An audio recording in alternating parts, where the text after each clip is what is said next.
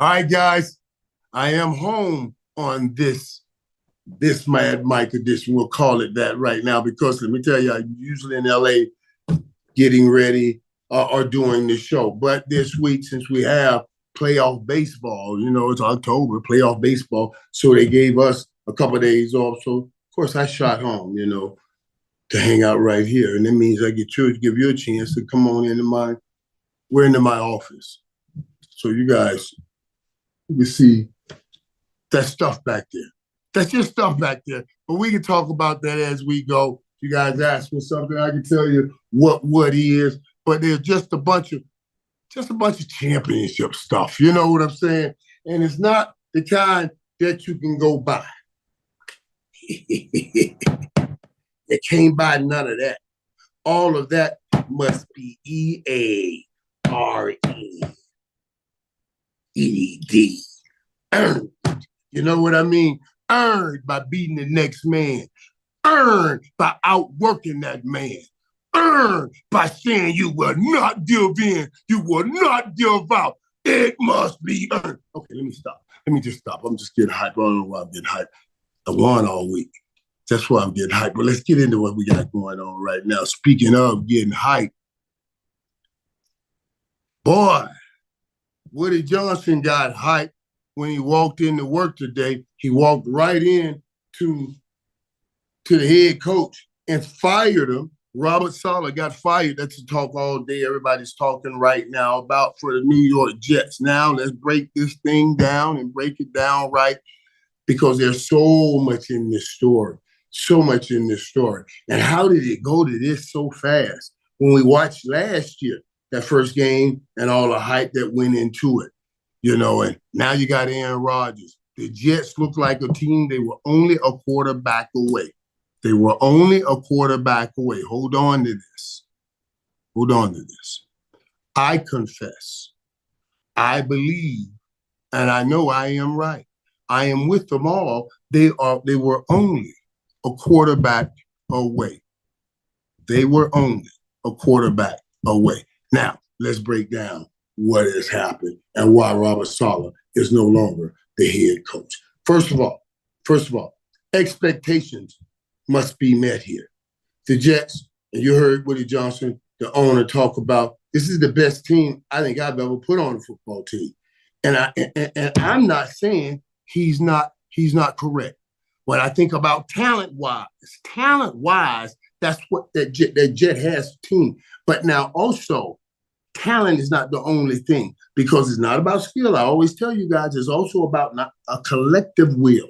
We got to come together and decide to fight together if we're going to do something great. And when we started talking about the Jets only being a quarterback away, that's if you stuck to the old game plan, which was the Zach Wilson game plan was run the ball, play great defense.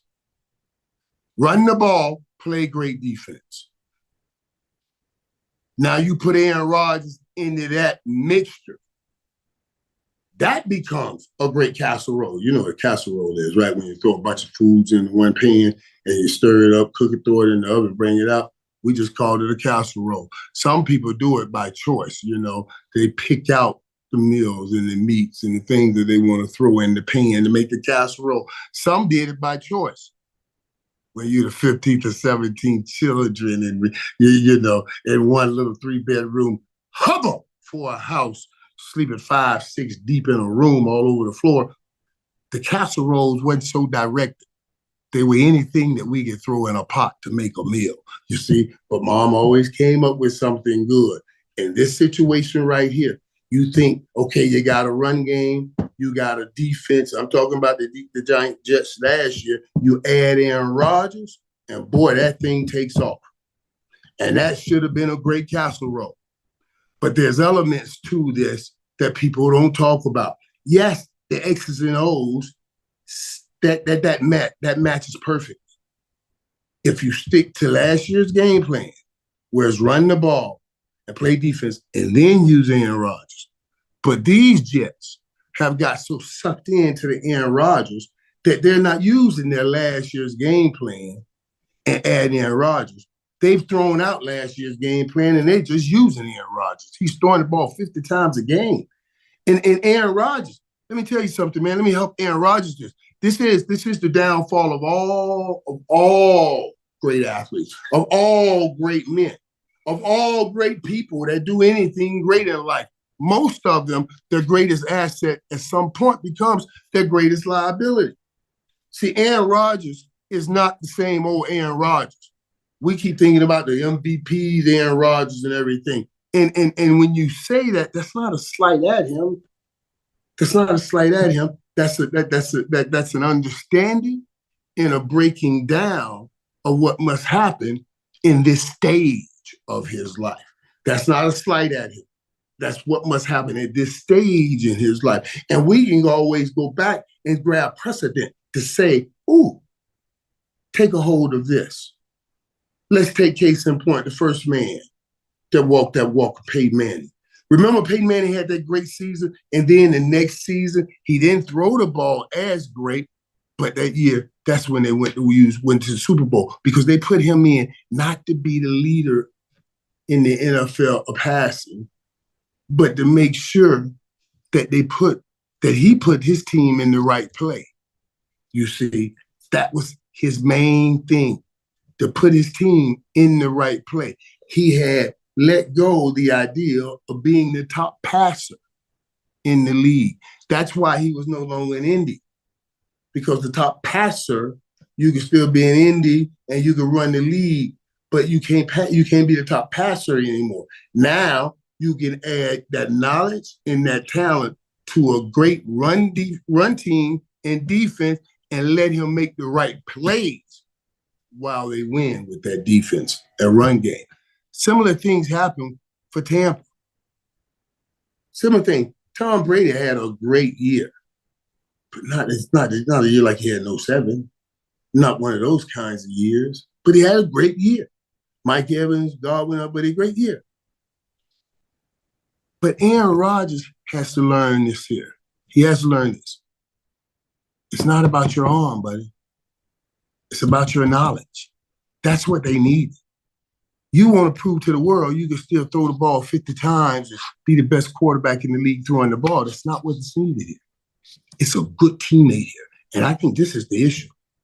You have everything else, but this may be the issue. How good of a teammate are you? You see Peyton Manning and Tom Brady, both of those guys are great leaders. This is what you must think about and start questioning with Aaron Rodgers. What kind of leader are you? Are you a galvanizer? Because think about it. Tom Brady goes into Tampa. You're the outcast coming in. Peyton Manning comes in and do. He's an outcast coming in. When you're an outcast or somebody on the outside coming in, you have to come in with humility. You got to come in saying to these dudes, I'm here with you. I'm not here in front of you. I am here with you. Tom Brady made phone calls to each of his teammates. Tom Brady heard that a tight end was going to retire. He went and spent time at that guy's house and told that guy, I want you to learn these few plays and we'll win a Super Bowl with it. And you're going to be a big part of it. And that's exactly what happened. I don't know if Aaron Rodgers has this in him. And I'm going to be honest with you and give it all to you, not just hold back on it, because honestly, the reality is you guys saw when Miami won that game Saturday night, I went crazy. I go crazy. I love Miami, and those games, those moments are so important and it's so big. And I'm watching the growth of these young men. I'm watching moments that will mark their life forever, and I'm right there with them. And I'm trying to talk them through it. Make sure you understand the importance of this. You win this game, you win the game of life for the rest of your life. You know, trying to tell them that. Pass on what I can pass on. You know what I mean? That's what football is all about. That's great. That's celebration. Then the Cowboys win. The way we celebrated everybody, man, I was ready to jump in everybody's arm, hug everybody. I'm so happy that in that exuberating moment, I could not believe when I watched the Jets get their first win. Everybody's so happy. Everybody on the sideline happy. They walk over to the sideline. Coach Saleh runs over to hug Aaron Rodgers, and he stiff arms. Boom. Oh, we're not hugging that, buddy. I'm like, who has the power to do that in the midst of this kind of celebration? That tells me something ain't right there. And I like Coach Solomon. I thought he did a great job with his defense, but you got to put the wins on the board. You have to put the wins on the board, and they did not. And Coach Solomon, you never like to see a man get released and his family and everything got to get uprooted, but we wish you the best, buddy. We wish you the best. You were a great defensive coordinator. Your side of the ball played well. But as a head coach, your job is to make sure both sides of the ball play well. And sometimes that's hard if you are not on the same page with your quarterbacks. And I've been in that place before, you know what I mean? I ain't going to say that, but I've been in that place where not on the same page, quarterback and head coach, and that's usually a problem. Wait a minute, though. I want to say something. I saw my boy, the Falconer, talking about those Atlanta Falcons. Y'all put that back up for me. Put that back up over there, Gene. Got okay, playmaker. It was awesome on the field at Cali. Yes, I was, man. It was so funny, dog. Dude, let me tell y'all some of this, too. Let me just tell you. You know, because in that game, we came out at halftime. Coach gave a great speech at halftime. When we came out, I was fired up. I'm ready. And then remember when Cam Ward threw that interception? I said, oh, my God.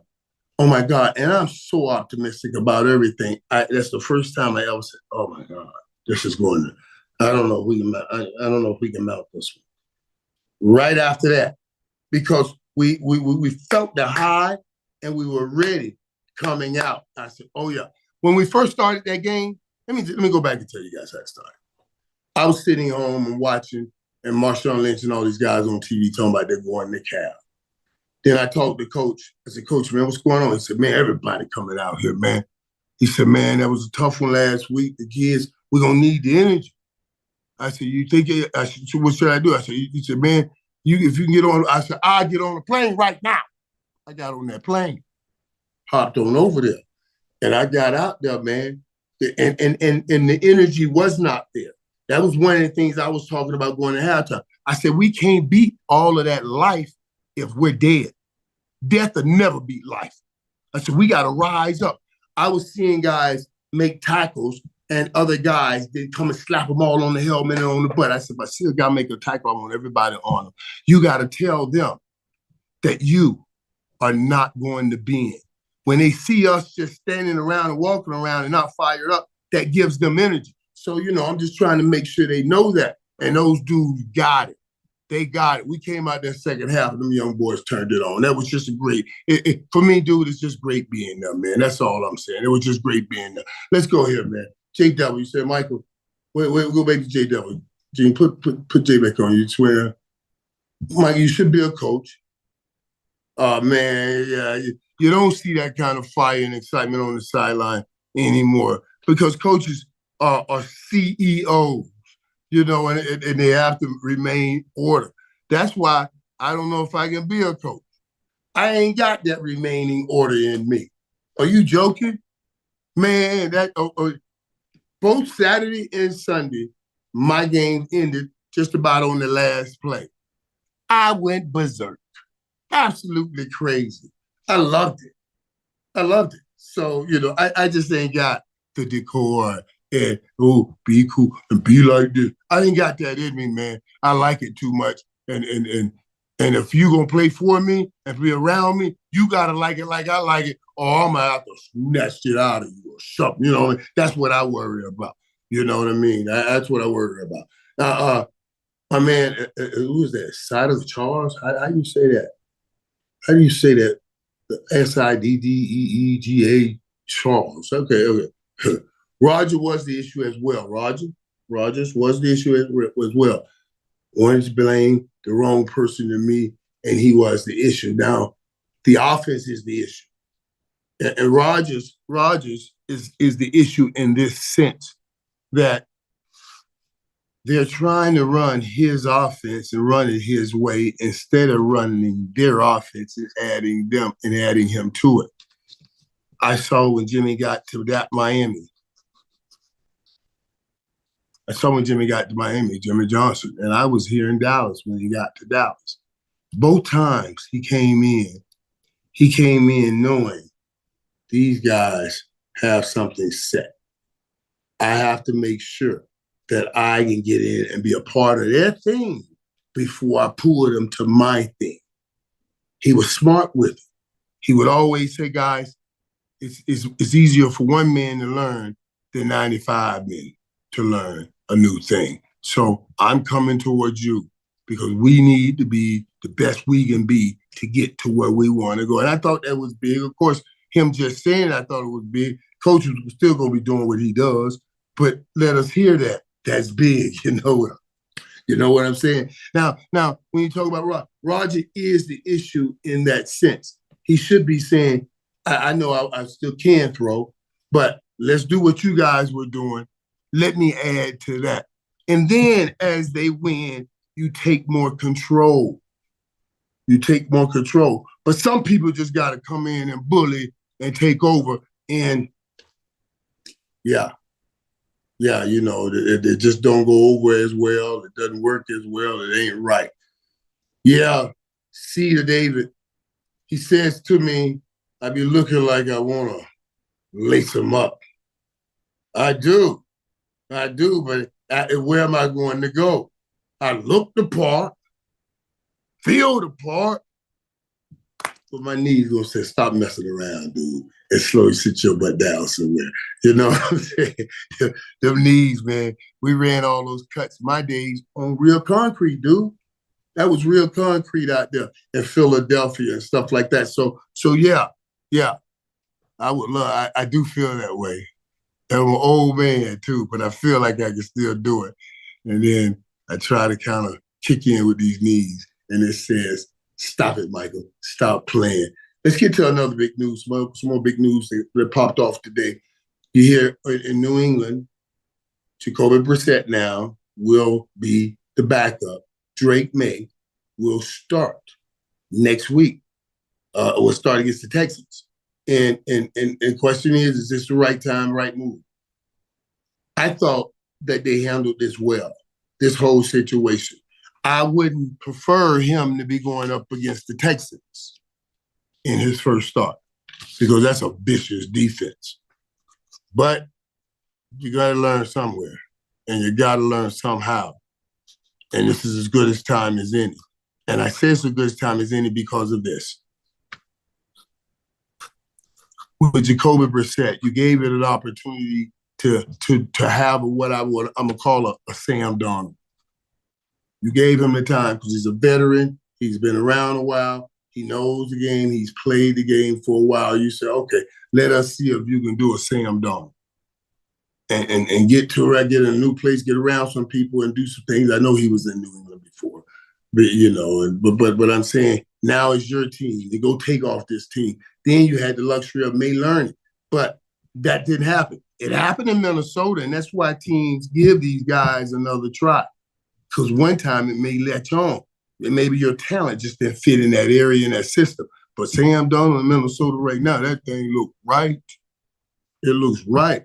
It looks better than Kirk Cousins looked in Minnesota, but Kirk Cousins looks great in Atlanta. You see what I mean? Because that was a real young group who needed a veteran quarterback like that to lead them.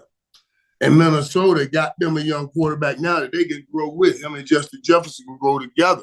That's what, so that worked out in great ways for both of them. I like this, what they're doing in New England. I just don't like the timing of it. I told you I wish they had a sorry team they could play so this kid could get some early confidence because Houston going to be coming at him. But we're going into week 6 now. I think New England has already said, okay, we're not going anywhere this year. So let's go ahead and get some win out of this year. Some wins, W-I-N-S, some victories. Now, you're not going to get many victories on the football field. You're going to lose those games, New England Patriots. Your victory, your wins will come in the experience department. You see, Drake May now, what you have to do is go to games and say, I see his growth. You're looking for his growth. You'll look at some of the mistakes he makes this week, and then the next week, see how many he cuts down on. Next week, see how many he cuts down on. And then for a fifth week, see if he's starting to blossom some talent and do some things, you see? But the first few weeks, it's about, let's see how many of these mistakes you can cut down on as you settle down and learn the game. But now at least there's no more lose-lose. When you have a veteran quarterback, it's a lose-lose. That dude ain't going to be there that long because you're losing all these games, and it hurts just to lose these games. So that's a lose-lose. But Drake May is going to be there. So even if you lose the game, you get the experience. It's not a lose-lose. Even if you lose the game, the young guy gets some experience. So I'm all for Gerard Mayo starting Drake May. Can I tie up right fast, guys? If you guys got anything to talk about that Monday night, Thursday night game, I want to hit them right fast, and I want to tie them down together because Chiefs always find a way to win. I said to you guys the other day, I talked about it, how Andy Reid can find players off the scrap heap. Kareem Hunt went 27 carries, 102 yards and a TD. He had only been in the building for 12 hours. 12 hours. Juju Smith-Schuster, over the last 8 games, had 10 receptions, 137 yards over the last 8 games. The other night, he had 7 receptions, 130 yards. You know what I'm talking about? I told you, Andy Reid can take them, and then he can make them. He won the game 26-13, incorporating those guys that nobody thought would be a major contributor in that fashion. He won with backup players. That's what made him special. Now, you go over that Thursday night game, and you remember how Kirk Cousins knocked and exercised that demon, because everybody talks about he can't win in prime time. Not only did he win in prime time, he won in prime time fashion. You know, throwing for 509 yards. Found a way to win. Can you guys see those two teams right there, that Monday night victor, that Chiefs, and that Thursday night victor, those Falcons in a possible Super Bowl? I know it sounds crazy, not the Chiefs, but me throwing out the Falcons. But trust me, that talent they got on that team, this is real possible. It's all about Kirk Cousins. If Kirk Cousins is doing this in prime time, they're going to be playing prime time in the Super Bowl. 509 yards, 4 TDs. Kirk looks different up there now, man. He just looks different. I really do. I can see that matchup right there. Chiefs and the Falcons. And then I would be right, like I told y'all, to mark the Falcons from the get-go. And yeah, I want my Mike, you were right. And they did beat the Buccaneers, just like you said. Mike, you were right. The only thing that can stop that, boy, that's Sam Darnold experience that's going on in Minnesota right now, because that thing there is good. We're going to see them two teams again, but that's the one that can do it. Speaking of 2 great quarterbacks in a great game, great quarterbacks in a great game, the Ravens beat the Bengals 41-38 the other day. Now, Joe Burrow and Jamar Chase look like their old selves again, yet coming around the form and playing, but they still came up short. They came up short. I myself, I saw it again. I saw the mistakes down late in the game. And Cincinnati should have won that game because, you know, they gave up the ball. Cincinnati had a chance to kick the game-winning field goal. The punter, the holder, kind of gave them a bad hold. They missed it. And then Lamar comes in and takes him down and get the game in overtime. That right there, with Joe Burrow's playing some great football. Joe Burrow's playing great football. But people around him are the people around him, and you got to make that kick. You got to get that off. If you're going to crawl back in here, Cincinnati, you got to make that play. But what a great game for Baltimore to get that win and get back in the thick of things in the AFC. I still don't see Baltimore beating Kansas City. You just got to play too perfect down late in the game, and they don't have a chance. They just don't do that right. I know everybody's happy now. The Bears beat the Panthers the other day 36-10, but I'm going to tell you, the dude Caleb Williams is starting to look pretty good right now. He looked pretty good, and I know it was Carolina, but still, remember I told you those first few games, you're looking to see how many mistakes he cut down. Now he's rounding. In this last game, he went 20 or 29 for 304 yards. So he's cutting down the mistakes. Now he's starting to grow and take off. That's the process I told y'all I want to see as he progress. You got to have a process to your progress, or you're not really progressing. You'll jump over here and do some things, but then these things are gonna come in, and then you're gonna find yourself back here. You gotta have a process to your progress. Cut down mistakes and then start growing.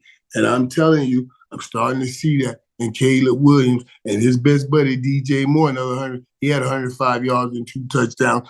Out of all the quarterbacks I've been watching, out of all of them I'm watching, I keep telling y'all, don't none look quite like Jaden Daniels for me. 238 yards the other day as he beat the Browns. 1 TD, 1 interception, along with 82 yards on 11 carries. But the story in that game, even though the Commanders came up and beat the Browns, beat them down, actually. The story is, my God, what's going to happen with DeShaun Watson? What's going to happen with DeShaun Watson? Everybody, when you see this right now, everybody's talking about this. I mean, I think they got another 45 million to pay him this year, next year, guaranteed. And the question is, do they make a change at quarterback? And if they make a change, can they ever come back and try to get some value out of that, all of that money that they're paying that kid guaranteed? You know what I'm saying? And so if they go to a Jameis Winston now, does he break? Because at times I see DeShaun Watson on the football field right now, I just feel like he's pressing himself and doesn't have the total belief in himself. He came in this league, and Dabo Swinney called him the Michael Jordan of college football at the time, and he was. And he came in the league doing stuff like that. And I can't believe, how can a man with that supreme confidence be down here doubting himself so badly? It's a fascinating thing how strong and how powerful the mind is. It's fascinating. Oh, I need some water here. Hold on, let me get some water. I need some water. Let me get it. Hold on.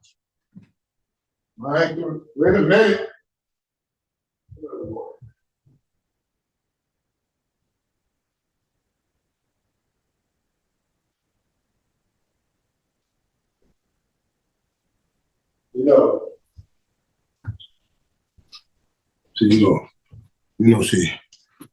See, I got a refrigerator, stove and everything in my room. House is quite a walk to get to the kitchen. I'm getting too old on these knees.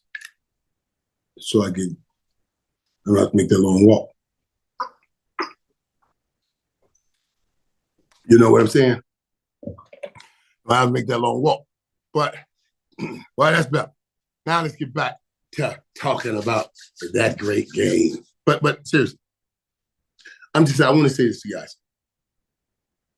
I love what I used to see in DeShaun Watson. I thought he was a phenomenal player. I saw this dude get kicked, knocked his helmet off, fixed his helmet, stood back up, and threw a touchdown. He played with that kind of confidence. And now he's just not himself. And I'm going to tell you, yes. When I think about experience and my experience in this area, the stuff off the field absolutely affects you on the field.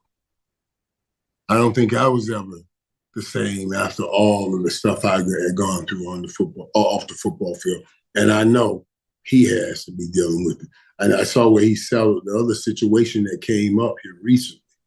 Because he has to be sitting back saying, my God, this stuff keeps happening. Trust me, I know. It keeps happening. And there's no peace in the head. There's a word, there's a term I always use that I want to employ here. And we all are part of this. You only have so much brain equity. You have to put it on where you're going. But sometimes it's so hard to take it off where you've been. And especially in football, you have to focus on so many little things, especially at his position. If you have brain equity on fighting all of that, you're not putting enough brain equity on controlling and assessing in taking over and running and exploding with your talent because you're putting too much brain equity on the mess behind instead of the greatness in front. And I don't know, because you don't control your brain, that you can, and it's not a sign of weakness, it's just reality. It's reality. Something like that is gutting, and you can't stop thinking about it. I'm telling you, trust me, I know. Trust me, I know. And if you have some kind of success, some early success, and his teammates and everybody starts making him feel good, maybe you can try to start working your way out of it. You're feeling confident, you feel good, these guys are loving on you, but that's not what I'm seeing right now in Cleveland. And man, they got to make a decision. I don't know what's going to go happen in Cleveland, but monitor this situation closely. That's when the coach got up there and said, we're not making a change at quarterback, let's just keep moving. That means before he even said, I'm going to evaluate how bad or what it looks like, we're not making a change. That's scary. Let's go on, man, because I'm going to talk. Everybody talked about them Giants. The Giants beating the Seahawks 29-20. Let me tell you something. They're starting to show, and the Giants isn't as bad as people think, as thought. And for us, that makes that Cowboy win against the Giants look a lot better than you thought. That's what I'm saying. That's what I'm saying. So the East going out, the Giants be around there playing around. The Eagles be around there playing around. The Cowboys, we got to have Commanders right now in the league.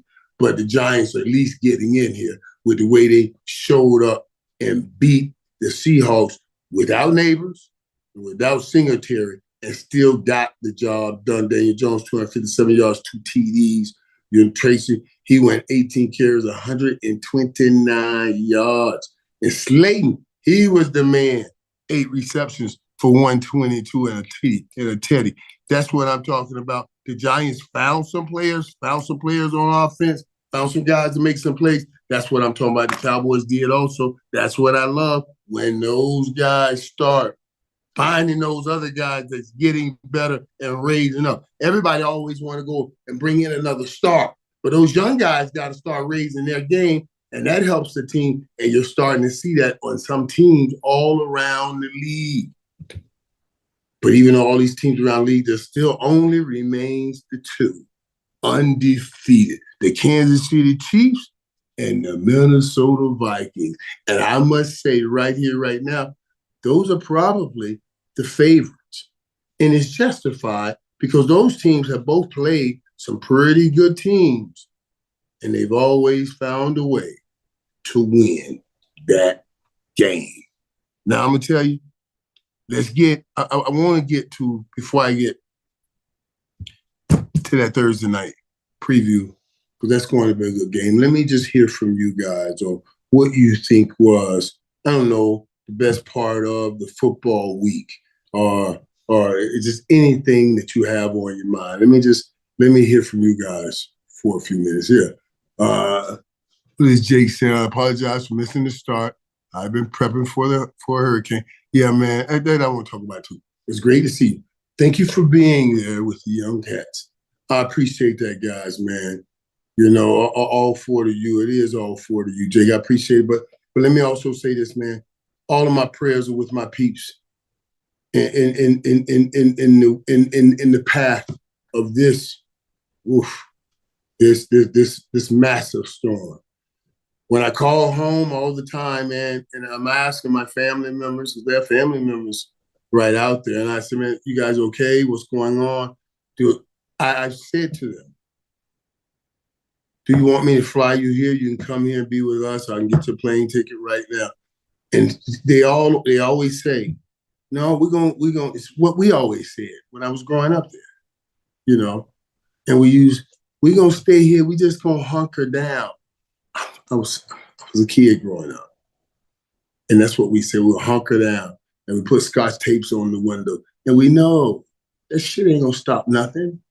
It ain't stop nothing, but we're gonna hunker down. And I just think it's the craziest thing in the world to do.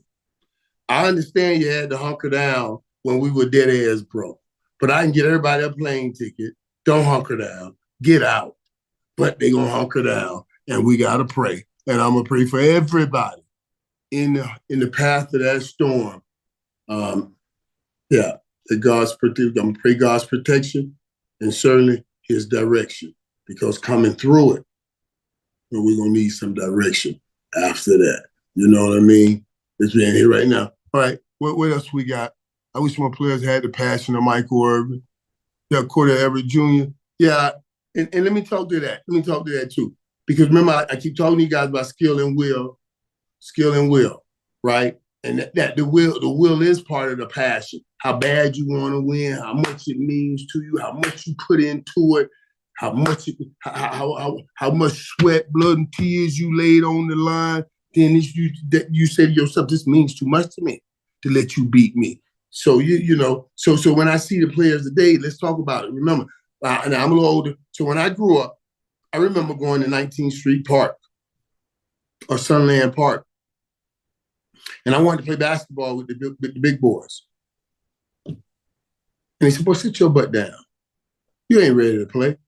And then you got to come out there. So I had to start coming early before they started playing and get me some shots up, get me some work in, and then stay late when they leave. Get me some shots up, get me some work in, because I had to earn my way on the court. And then in a few months, when they finally start letting me play, they said, "Hey, young buck, just get your butt under the board, get some rebounds, and pass the ball back. Don't you shoot nothing." You know what I mean? You couldn't shoot anything. So I had to go get rebounds, play defense. What I'm telling you is you had to earn the opportunity. You had to fight for an opportunity to play on the court. You had to fight for an opportunity to be on the team. You had to fight your way through. Just get rebounds and play defense before you can shoot. There was a process that made you hungry all the way through. Now, in the hopes of getting everybody involved, instead of bringing the best out of everybody, we have come up with everybody gets a trophy. We don't want nobody to feel bad. Why? What do you mean? Like real life, they gonna feel bad. Real life, everybody don't get a trophy. Only the few bodies that really win get a trophy. Our job is to prepare them not for fantasy. Everybody get a trophy. Fantasy. The man that earned it gets the trophy. Reality. You understand? Here's the disconnect from yesterday and today. Everybody didn't earn the trophy. Life can't be fair. Life must be just. Because fair says everybody gets the same thing, but everybody didn't put in the same kind of work. Everybody didn't earn the same thing. So why are we giving everybody the same thing? That's the difference, and that's what I see. But I tell you this, these kids are way more talented than we ever were. If we can commingle their talents and gifts with our work ethic and stubbornness, and when you get it, you get something special. Let me give you an example of yesterday's work with today's new great talent and what it produces. There's one player coming to mind. One player. Hard work, talented, and gifted. College player. What one college player you will see and say, man, it's hard. You got all the talent in the world, And he works so hard. He works harder than anybody and everybody. Anybody out there know that one player? That one player that I have on my mind? That one dude that is what that happens. This is what happens. He is what happens when you put the new gifts that God placed on the now generation with the old work ethic that was in the old generation. You get, I want to see somebody give me a name. Give me a name. I see somebody who, Reggie Cruz. I like that name to start with. It is absolutely Travis Hunter. There's no doubt. That's what that is. Travis Hunter. Don't ever complain when I see that dude go to Colorado. That's all he wants to do is work. That's a bad dude. That's what happens when you get supreme today's talent mixed with that supreme yesterday's work ethic. You get Travis. Speaking of hunting, let's get to that Thursday night game. Let's get that Thursday night game and preview that game in the bigness of that game. This game here, this game is so huge. Let me tell you why. When we were coming to the end of our dynasty, of course, we didn't know we were coming to the end of our dynasty. There are two things that I noticed happening a great deal. And it's an anomaly from all the other years that we were there. The first thing was we were taking on a lot of injuries, just like the 49ers are.